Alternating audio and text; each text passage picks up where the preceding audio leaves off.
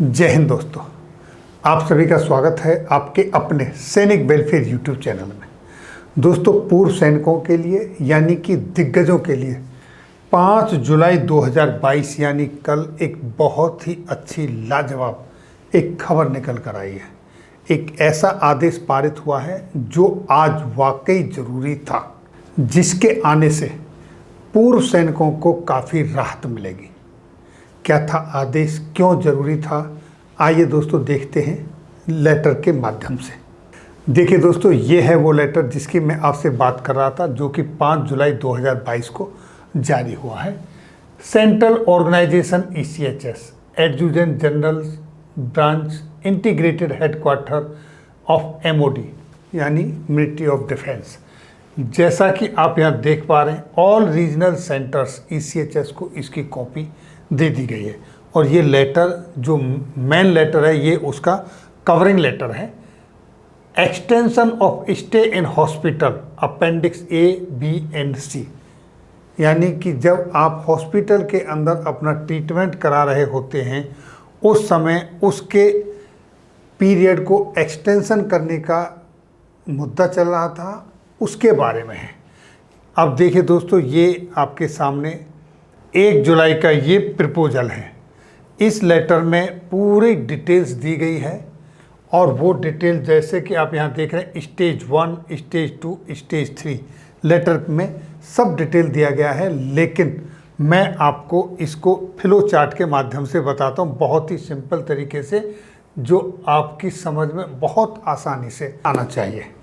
वैसे तो दोस्तों, इसको अच्छा कहें या ख़राब कहें, ये दिन किसी की ज़िंदगी में ना आए, लेकिन फिर भी हकीकत यही है कि आपको, हमको, सब किसी को एक दिन ट्रीटमेंट की आवश्यकता पड़ती है।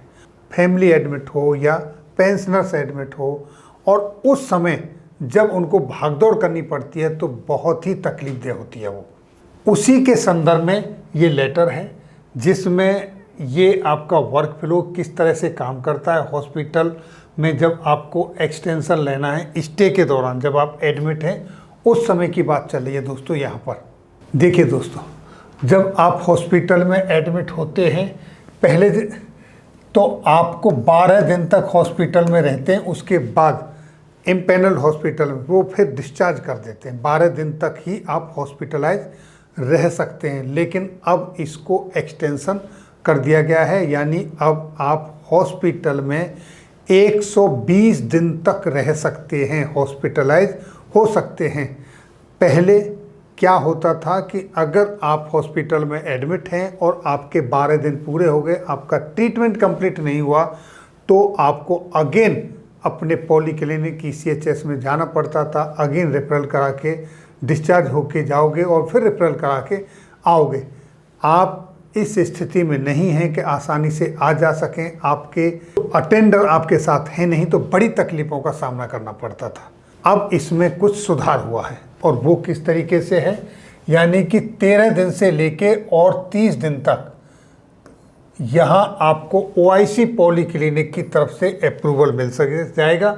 यानी OIC पॉलीक्लिनिक के उसमें आ गया ये अधिकार क्षेत्र में कि वो आपके एक्सटेंशन को रिजेक्ट करें या अप्रूव करें, दोनों में से जो भी करेंगे। और उसके बाद ये सीधा मैसेज हॉस्पिटल में पहुंच जाएगा और आपका काम हो जाएगा। आपको पॉलीक्लिनिक जाने की ज़रूरत नहीं है। अगर आपको 31 दिन से 60 दिन तक यानी 2 महीने तक हॉस्पिटलाइज किसी कारणवश रहने की ज़रूरत है, तो OIC पॉलीक्लिनिक के रिकमेंडेशन के बाद JDHS रिकमेंडेशन अप्रूवल करेंगे, या तो अप्रूव करेंगे या रिजेक्ट करेंगे। और उसके बाद रीजनल सेंटर के जो डायरेक्टर्स हैं वो आपको अप्रूव कर देंगे या रिजेक्ट। अगर अप्रूव हो गया तो फिर आपका डिस्चार्ज आने की ज़रूरत नहीं है, और हॉस्पिटल में कंटिन्यू आपका ट्रीटमेंट चलता रहेगा।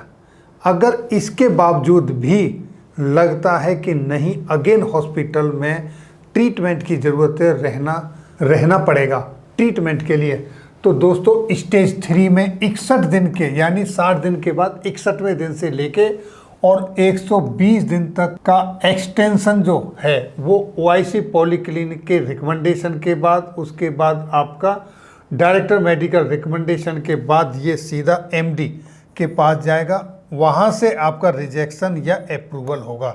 अगर यहाँ अप्रूवल हो जाता है तो फिर आपका हॉस्पिटल में फिर स्टे, यानी कि इस तरीके से आपको 120 दिन तक मैक्सिमम हॉस्पिटल में स्टे होने के लिए एक्सटेंशन को मंजूरी मिल गई है। वैसे तो दोस्तों हम प्रार्थना करते हैं भगवान से कि कोई भी इतना लंबा समय हॉस्पिटल में ना जाए। ज़्यादा से ज़्यादा जो भी प्रॉब्लम हो विद इन ए वीक ख़त्म होनी चाहिए। ट्रीटमेंट है वो शॉर्ट टाइम होना चाहिए, लेकिन ये सच्चाई है, कई लोगों को ज़रूरत पड़ती है हॉस्पिटलाइजेशन की, बहुत ट्रीटमेंट की। तो अब उनको धक्के खाने नहीं पड़ेंगे बार बार इधर उधर। उनका ट्रीटमेंट कंटिन्यू एक साथ हॉस्पिटल में रह के हो सकता है। ये बहुत ही अच्छा कदम उठाया गया है। मैं चाहता हूँ, परमपिता परमात्मा से प्रार्थना करता हूँ कि ऐसी सुविधा का लाभ लेने के लिए किसी के सामने मजबूरी ना आए, लेकिन हकीकत है जिसको ज़रूरत है तो उनके लिए ये एक अच्छा डिसीजन है। फिर मिलेंगे दोस्तों आपके किसी वेलफेयर से रिलेटेड नई जानकारी के साथ अगली वीडियो में। जय हिंद, जय भारत।